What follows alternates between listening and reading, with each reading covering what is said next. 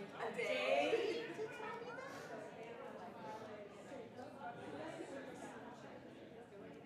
I think the rule.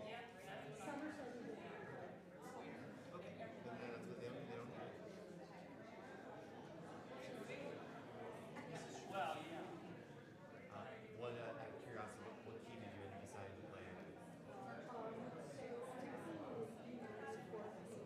Okay. So A, yeah.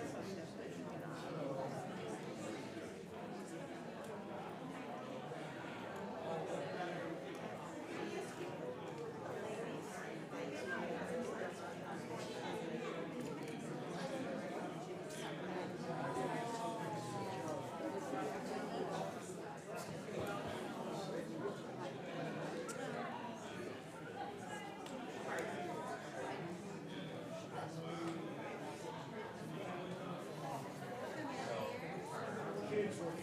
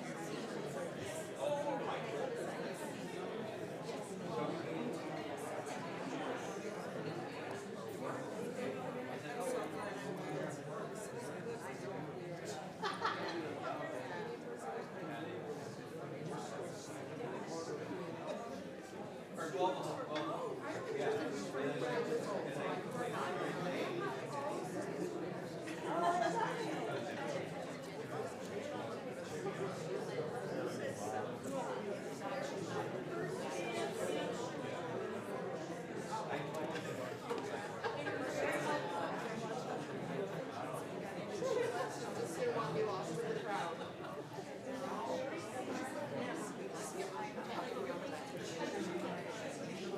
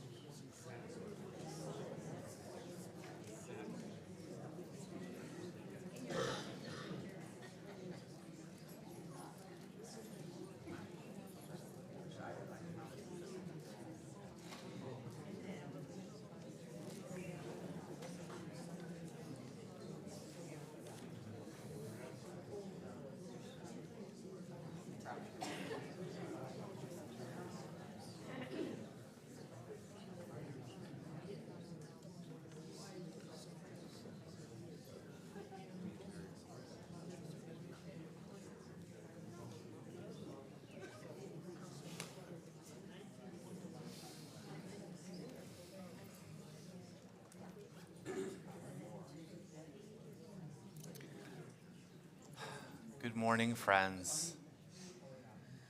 A brief note before we start that if you have any devices that might make noises, just to make sure that they're on silent so that we can all be fully present here together.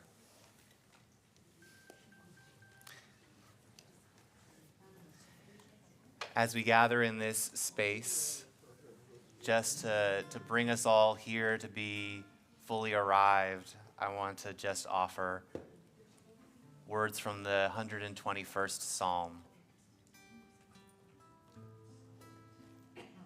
which is called Shir LaMa'alot, a song for ascending, a song for those who ascend, and a song for those who raise each other up.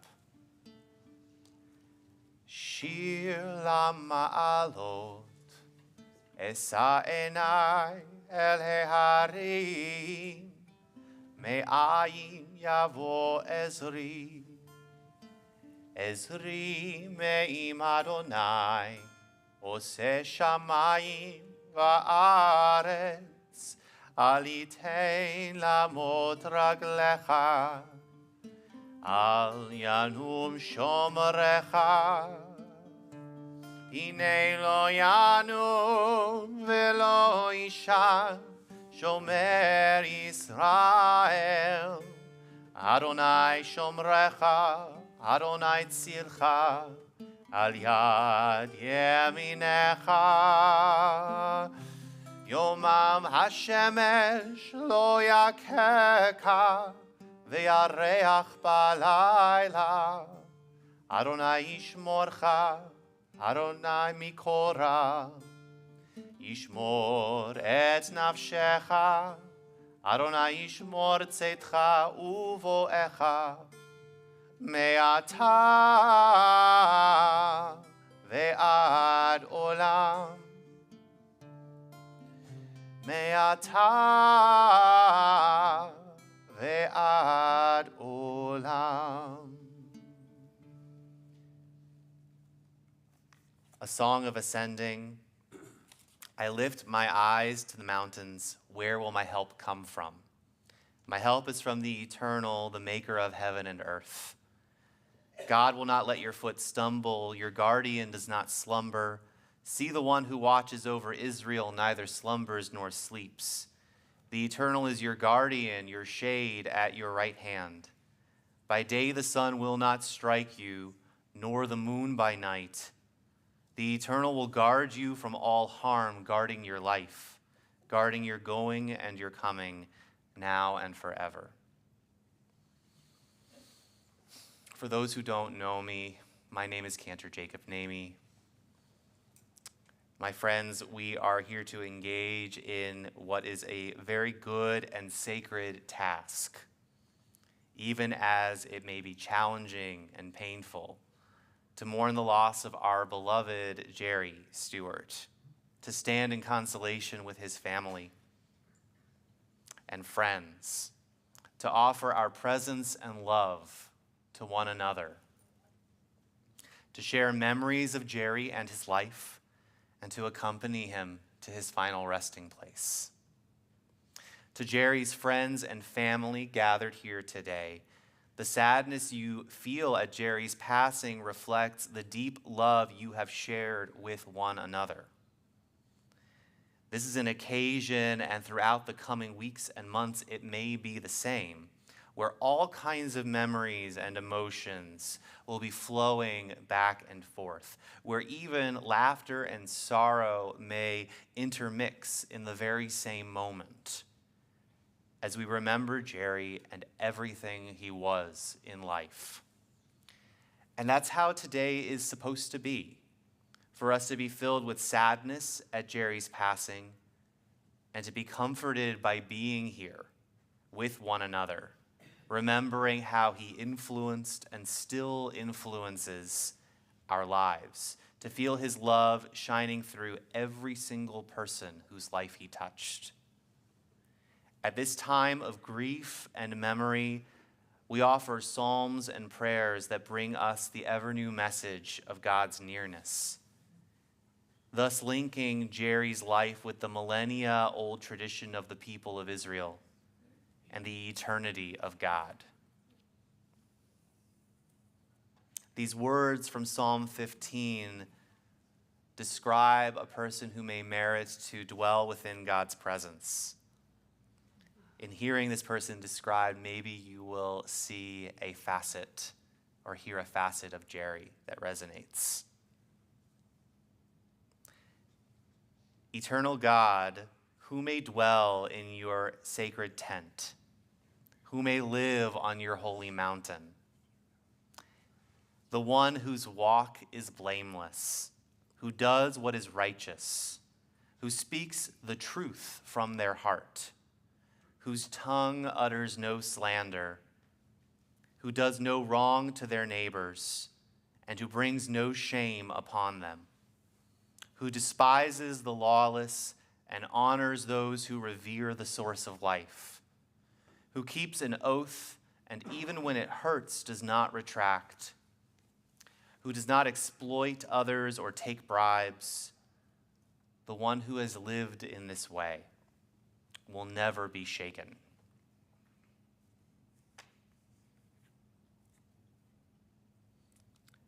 And the 23rd Psalm, which I'll offer in Hebrew and then in English.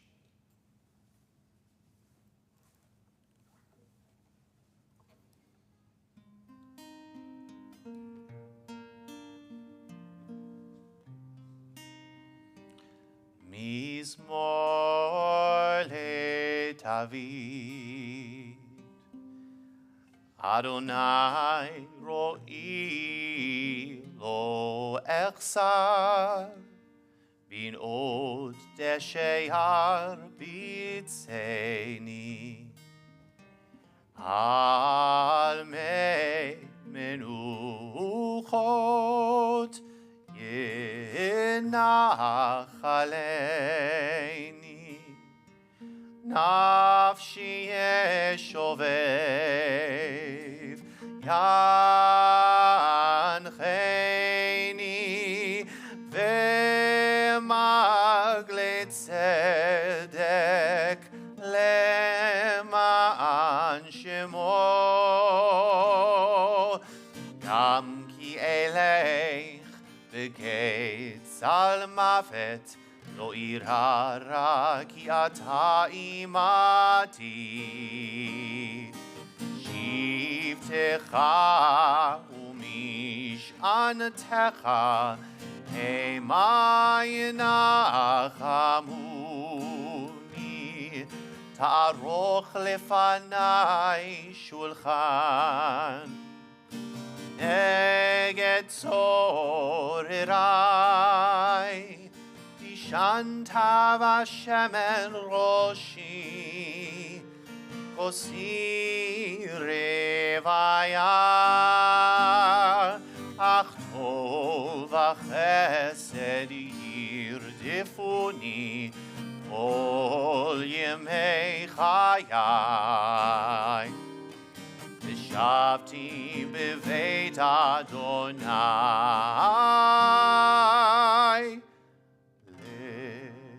leorech yamim.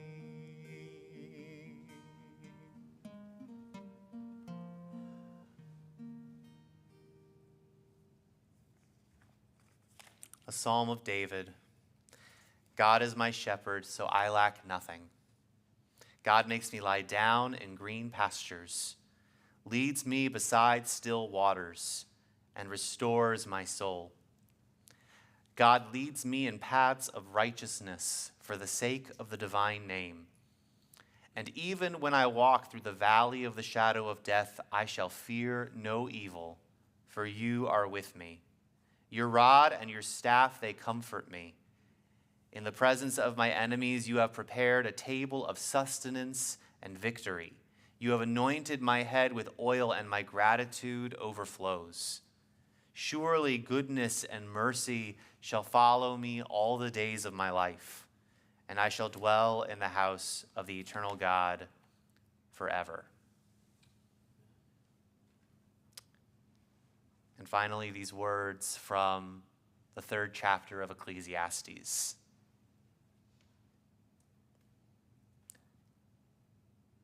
Lakol zman, ve'et lechol chayfetz tachat hashamayim.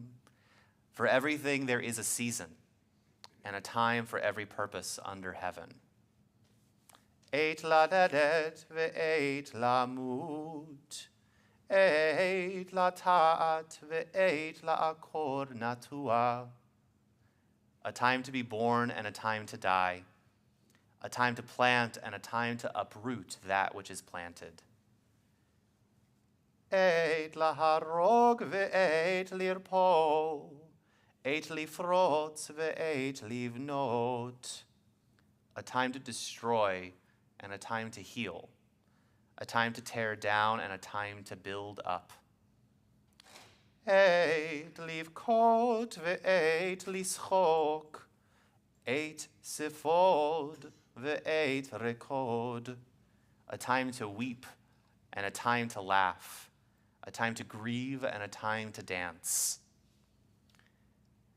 Eit lehashlich avanim, ve'eit kenos avanim, eit lachvok, ve'eit lirchok mechabek. A time to throw stones and a time to gather stones together. A time to embrace and a time to refrain from embracing. Eit levakesh ve'eit le'abed, eit lishmor ve'eit lehashlich. A time to seek and a time to lose. A time to keep and a time to discard. Eit likaroa ve'eit litpor, eit lachasot ve'eit lidaber. A time to tear and a time to sow, a time to keep silence and a time to speak.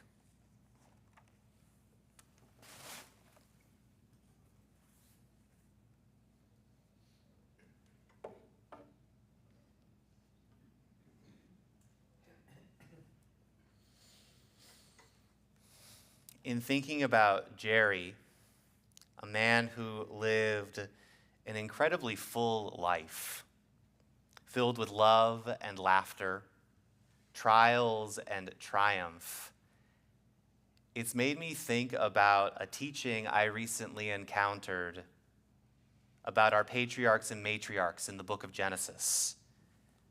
That teaching, in an attempt to convince us that we should strive to emulate our biblical ancestors, describes them as ordinary people whose ordinary everyday actions, traveling from one place to another, conducting business, raising families, how all of this became Torah. This book from which we draw all kinds of wisdom and instruction. And what would it be like, the teaching continued, if we ourselves treated our everyday lives, our love, our sorrow, our strengths, our failings, as if they too might someday become Torah, a source of guidance for generations to come, in a future we cannot imagine. For my own part, I do believe that each of us, through our words and deeds, has a unique piece of Torah to share over the course of our lives. And Jerry, who lived to be 93, was certainly no exception. Jerry's was a Torah of kindness and generosity, of dry humor and good-natured practical jokes, of deep love for family and friends, and of perseverance in the face of challenges. Jerry was originally born in Chicago, and though he was an only child, he was very close with his cousins, and they related to each other very much like siblings. He and his parents moved to Madison and joined Temple Beth El, I think, when he was about 10 years old. They quickly developed deep connections to the Jewish community here, and Jerry was actually in the second ever confirmation class here at Temple Beth El, and the first to have a picture, if you want to go down the hall and check in a little bit. He and his parents, I just read that sentence, my apologies. A few years ago, when Temple Beth El created a member milestones project. Jerry shared one of his favorite memories about helping our founding rabbi, Rabbi Manfred Swarzensky, to learn how to drive. Apparently, I'm told where Rabbi Swarzensky was from in Germany, there were some who just did not learn how to drive, who didn't own cars, and so this was not out of the norm for German emigres to have to learn in their adulthood. If you are ever curious to hear the full story, it's very sweet, and it's on our membership milestones project. Years later, Rabbi Swarzensky would then co-officiate Jerry and Vicky's wedding. Jerry found great joy and comfort in his relationship with Vicky. This relationship that sustained both of them through so much in their lives. They were both quite young when they met and married, and Jerry, being 6 years older, would sometimes sing to Vicky that classic song made famous by Frank Sinatra, "You Make Me Feel So Young." Vicky mentioned to me how often she would get comments from people at Capitol Lakes, where she and Jerry have been living, about how wonderful a couple they seemed to be. And in recent years, whenever she went out and Jerry had to stay home, he would ask after her all the time. They were married for almost 67 years, blessed with 2 daughters, Lisa and Tracy, and 4 grandchildren, Emily and Alex, Zoe and Lily. In addition to his family and friends, Jerry also definitely had a love for Madison, especially the lakes and other outdoor spaces. It's mentioned in his obituary, and his family shared with me too, that he volunteered for the Madison School and Community Recreation, driving a pontoon boat. I'm told that in recent years, when he was about to take people out on the lake, especially those of his own generation and perhaps even older, that he would say something to the effect of, "I'm off to go drive the old people," which would then prompt a tongue-in-cheek response from one of his daughters, "Old people? Well, what does that make you?" And I mentioned that Jerry had a very dry sense of humor. He apparently used to say when he and Vicky had been married for about 50 years, that he had spent 7 of those years waiting, which was apparently a little bit of gentle ribbing, perhaps, at his partner's punctuality. I had permission to share anything, I hope. I'm also told that he enjoyed employing some of that dry sense of humor in trying to get a rise out of Vicky's sister. But perhaps one of the best examples of his sense of humor was when a time when he was once told that he had been dressing rather unfashionably, that his pants were apparently wider than what was trending at the time, which then prompted him, of course, to show up at a gathering wearing a suit jacket and tights.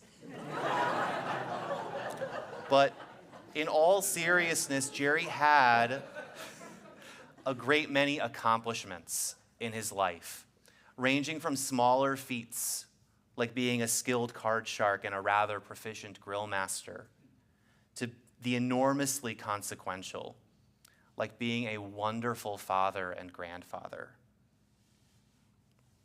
like taking leadership of the Madison Jewish Community Council, which would eventually become the Jewish Federation of Madison, or like reviving the insurance company that he had inherited from his father when it went under. It's on that last point that I want to come back to the Torah, the deep wisdom of Jerry's life. In last week's Torah portion, we heard about Moses coming down from Mount Sinai when he was receiving Torah, only to witness what is now considered to be one of the greatest calamities and national sins committed by the Israelites during their wandering in the desert, the sin of the golden calf, that idol the people had made to replace Moses as their conduit to God. Those of you familiar with the story know what happened next, that Moses then threw the tablets with the 10 Commandments onto the ground, smashing them to pieces. And it took an incredible amount of pain and struggle, a great deal of skill and determination from Moses, and faith all around that healing and repair was possible for the people to be able to move past that calamity. The crisis for the insurance company that Jerry had inherited and managed was a great trial in his life. Certainly one of, if not the greatest trials in his professional life. Vicky shared with me how much it clearly weighed on him during those days, especially when he would get home at the end of the day. The fact that Jerry was able to face this trial and succeed in reviving his company is a testament to both his own skill and determination, but also, I would say, a testament to his faith. Not necessarily faith in God, but faith in himself. Faith that his effort would be worthwhile. Faith in the strength of the mutual love and support between him and his family. When something is broken, it's not always easy to believe that repair is possible. But the value of having that faith in ourselves and in each other, this is just one of the many lessons, one of the many gifts that Jerry leaves us. His example of kindness and love will live in the hearts of those who were touched by it. His example of perseverance in the face of adversity will live in the hearts of those who witnessed it.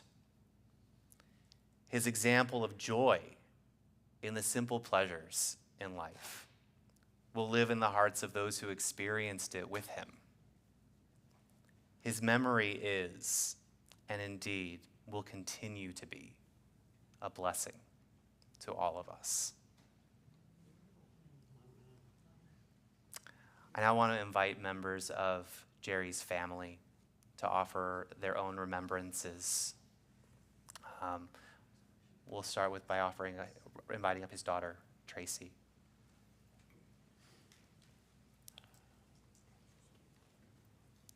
Testing, is it? Make sure the microphone's on. Just want to make sure the microphone's on. Sorry, excuse me. There we go. Okay. Thank you. I have to start with Cantor. You took a little bit of my material, but I'm going to go for it anyways. Please. Apologies. Everyone in this room knew my dad.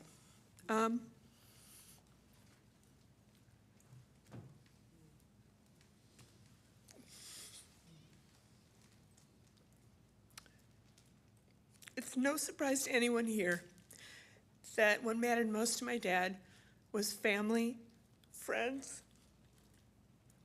Just a second.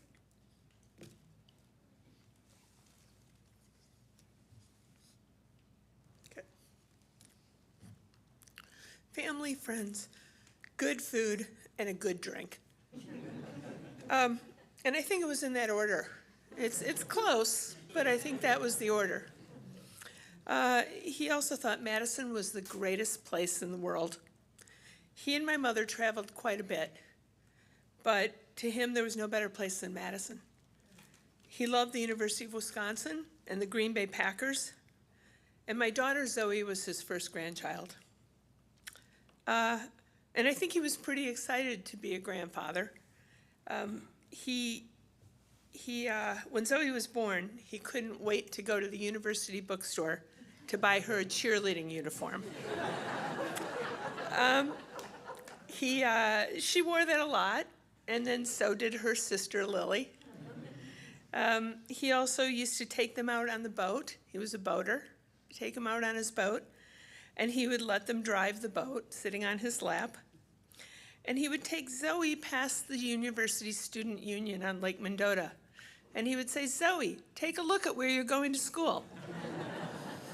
So after a couple of summers of that, Zoe said to me, "Mommy, do I really have to go to school there?" And I said, "No, honey, but you would be lucky if you do." He loved all of his grandchildren, and not only took them boating and sitting on his lap to drive, but he would take them inner tubing, and they had a ball.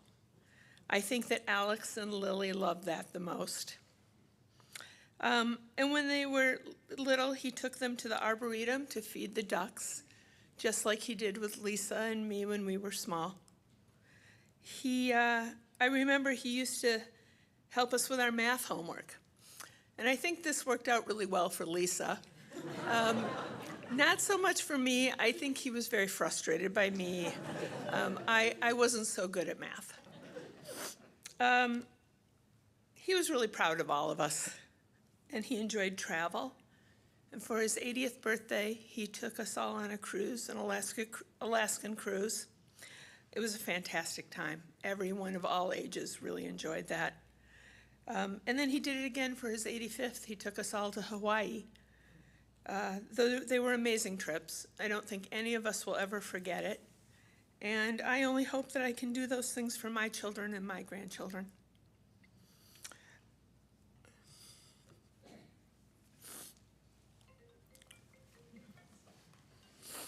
My dad was really active and sharp for a long time.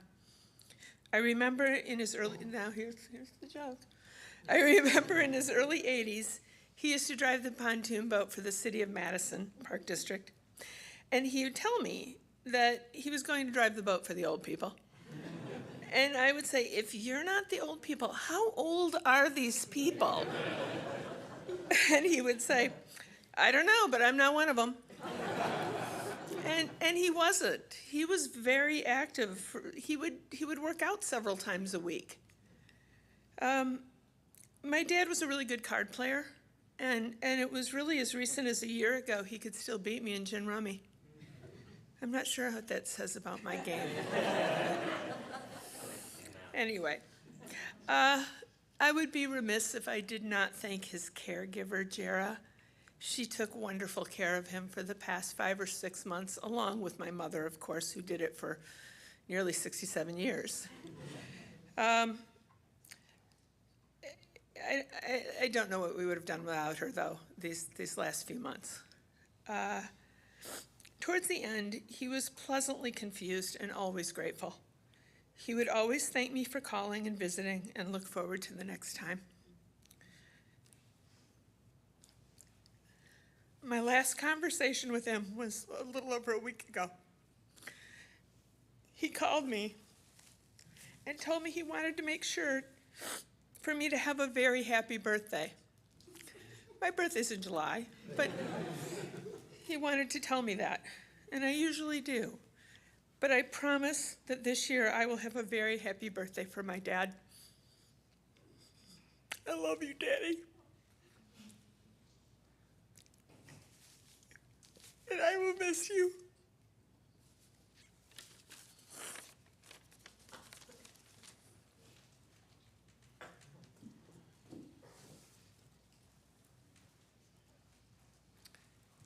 Emily, if you'd like to.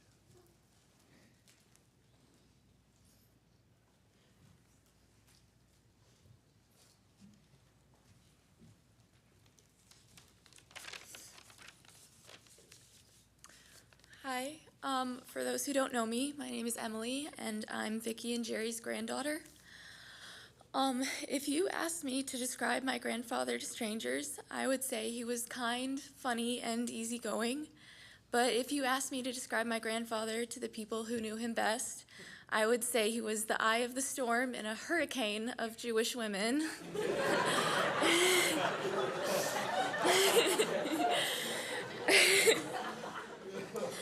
I always thought of him as the anchor of our family. While there were times that everyone got a little crazy, even my dad and uncle, Grandpa never seemed ruffled by the chaos. He was the grounding force of our family. That's not to say that Grandpa didn't have a crazy side. For us kids, tubing on the back of his boat was like riding a roller coaster. There were times that we were flung straight out of the tube, but we still lined up for more. Grandpa really loved taking the whole family out on a boat. Some of my best memories are of all of us hanging out on the lake on a sunny day. When we were young, he would let us grandchildren take turns driving the boat, even when we would steer straight into reeds or almost crash into buoys. The most important thing about my grandfather is how steady and loving he was. He raised 2 girls, and they rewarded him with 4 more hellions. It must have been challenging trying to keep all of us alive. As a toddler, my brother once tried to climb the metal and glass shelves holding my grandparents' glass collection. But Grandpa took all of our havoc in stride, and he and my grandmother made every visit fun. I feel a little unworthy standing here trying to share the 20 years of memories I have with my grandfather, when some people have known him for twice or even 3 times as long. I'm sad that there's so much about him that I don't know, but also amazed. If what I knew was only a fraction of who he was, how incredible he must have been to those of you who knew him longer. I know how incredible he was to my grandmother, my mom, and my aunt. I'm comforted by the fact that he was ready to go and that he passed in the presence of some of the people who meant the most to him. I hope that wherever he is, he's happy and at peace, and that there's a lake and a boat.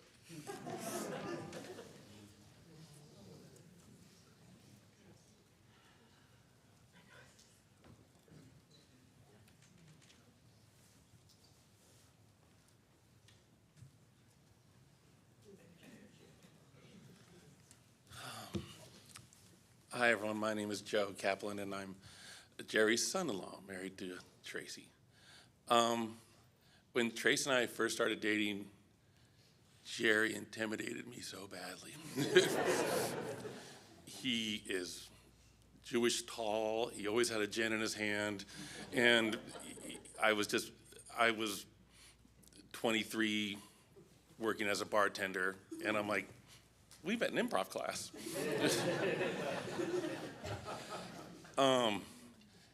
And, quickly got by that.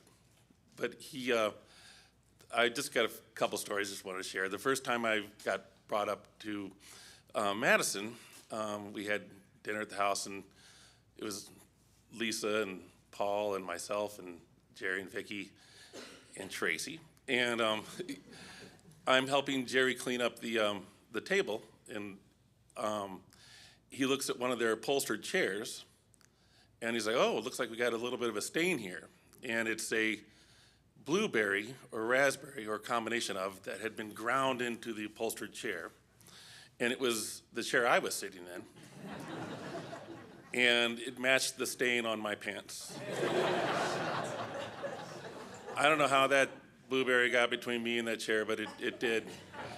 And I am mortified.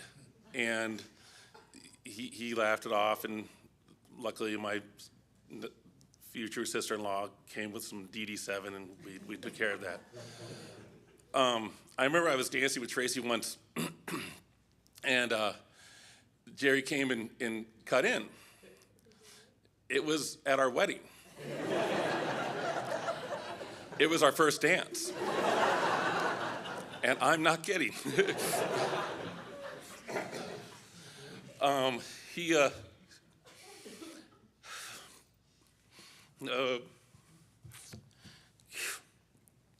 can't even open my phone to find out what I was going to talk about next.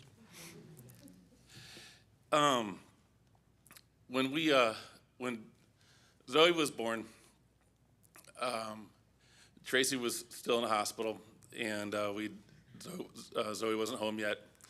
And I was just exhausted because I'd been up with Tracy and all the stuff that goes with, birthing a kid, from my point of view anyway. And so we came home, and we'd just got done building the house. And there was a lot of stuff little knickknacks that are not done, that are, punch list stuff that wasn't done.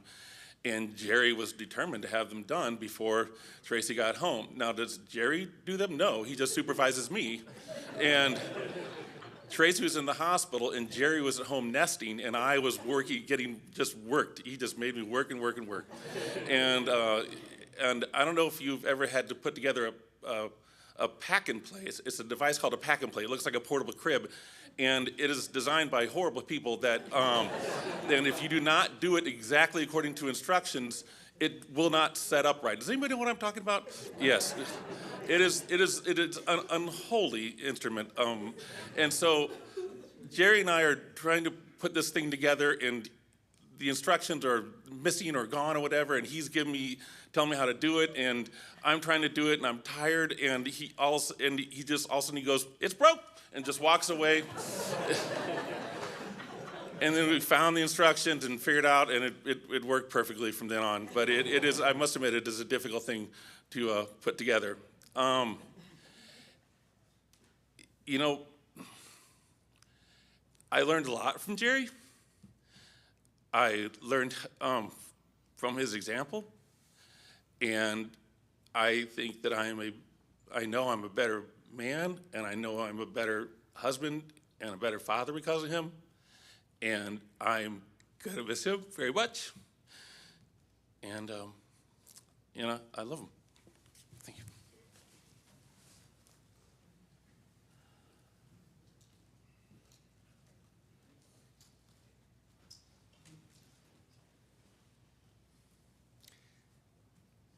These precious remembrances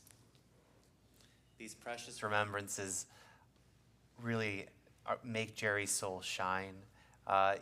Each of you, we have almost 100 people in this space. Each of you knows stories about Jerry that somebody else in this room doesn't know, a facet of him that someone else has not been able to experience.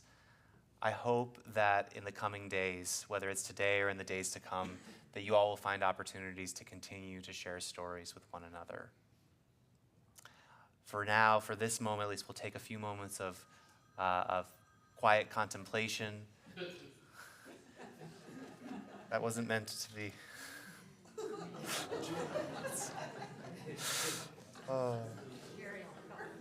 It's Jerry's sense of humor, you know, coming to get us. I'm told that somebody made him giggle at his own wedding. Someone was telling me that.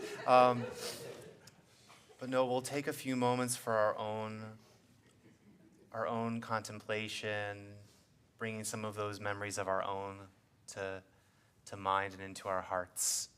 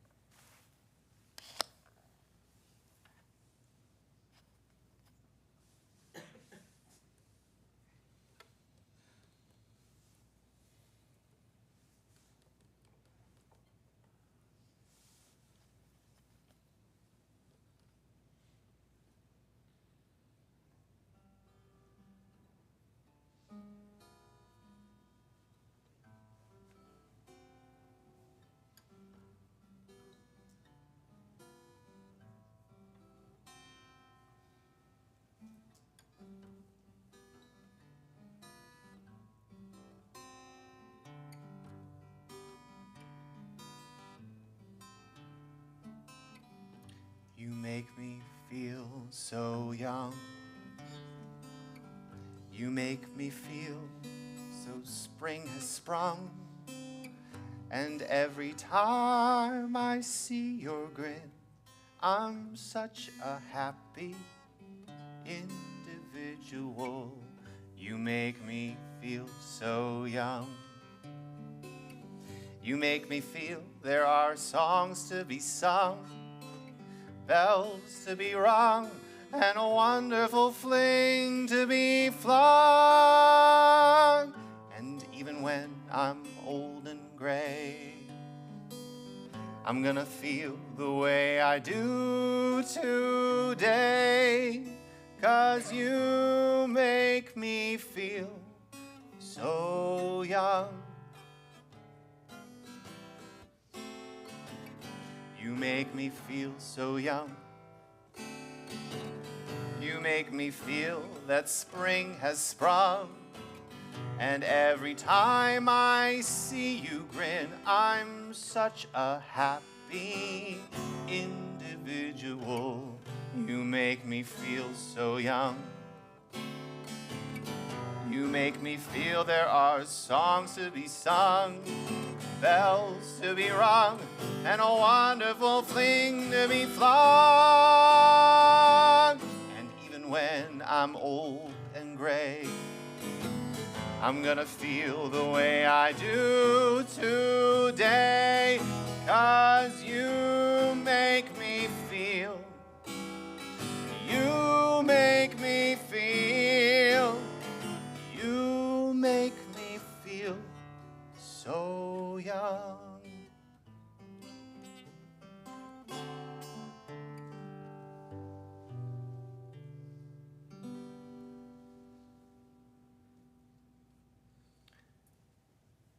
I want to invite a friend of the family, Dale Kaufman, to share an additional song, additional piece that's a poem that's very dear to, based on a poem that's very dear to Vicky. And after that, we'll offer another, a final memorial prayer before we then make the transition over to the cemetery.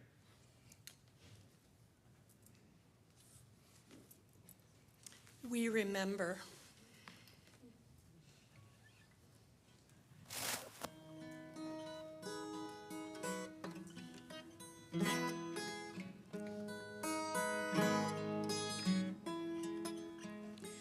In the rising of the sun, we'll remember. In the blowing of the wind, we'll remember. In the opening of the buds, we'll remember, we'll remember. In the blueness of the sky, we'll remember. In the rustling of the leaves, we'll remember.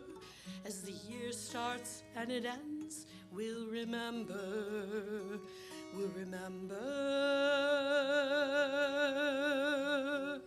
When we're weary and need strength, we'll remember. When we're lost and sick at heart, we'll remember. When we've joys we yearn to share, we'll remember. We'll remember. So long as we live, they too shall live. They are now a part of us. They are now a part of us. They are now a part of us. As we remember, we remember, we remember.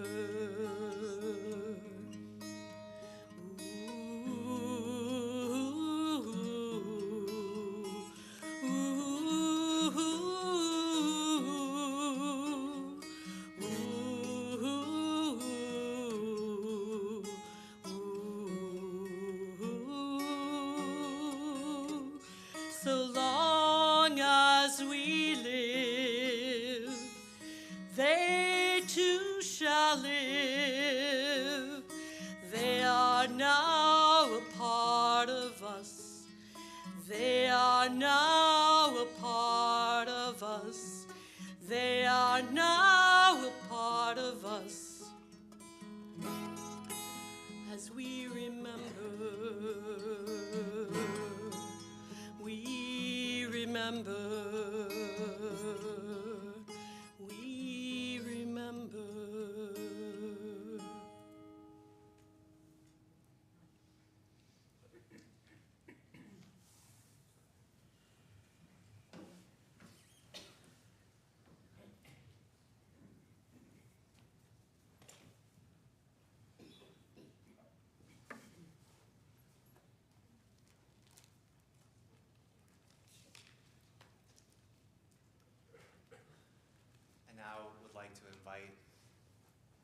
here as we are able to rise for El Malei Rachamim, a memorial prayer.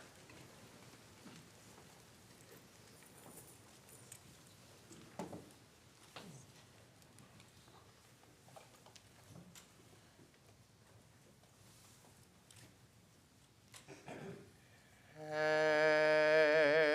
Malei Rachamim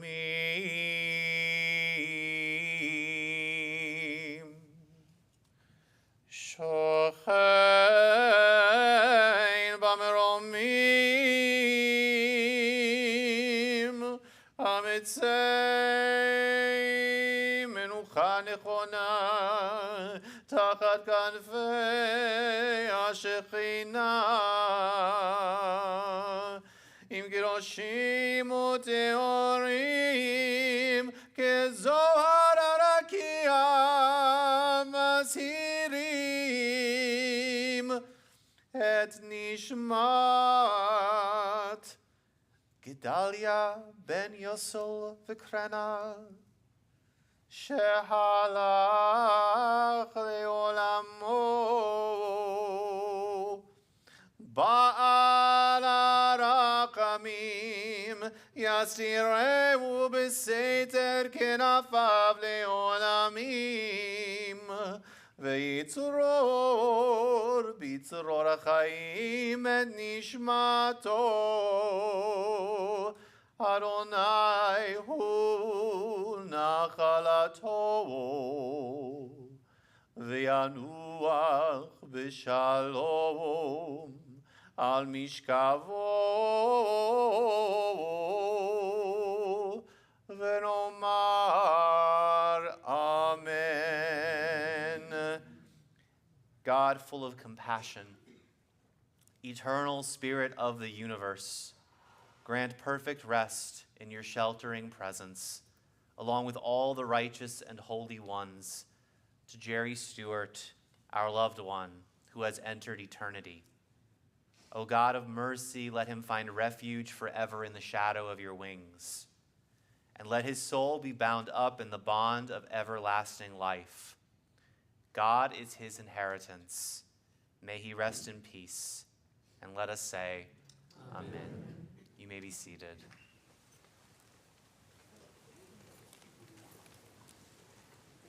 In a moment, we'll be transitioning over for those who wish to go to the cemetery to accompany Jerry to that final resting place, after which there will be a meal of condolence here at the synagogue. If you are not able to go to the cemetery and you want to stay here, as those sometimes people will do, we'll then share in that meal together this afternoon. I'm going to now invite folks from Cress to offer specific instructions and guidance for us.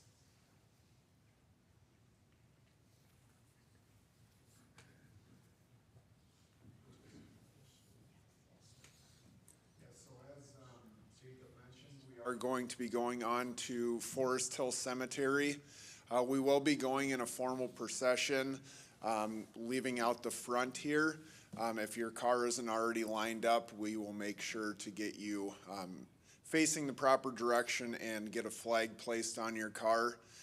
If you are going, also we do ask for you to please put your hazard flashers and headlights on, just to make us more noticeable going on to the cemetery.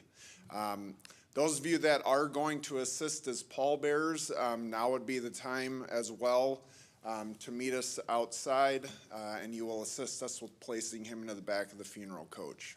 Thank you.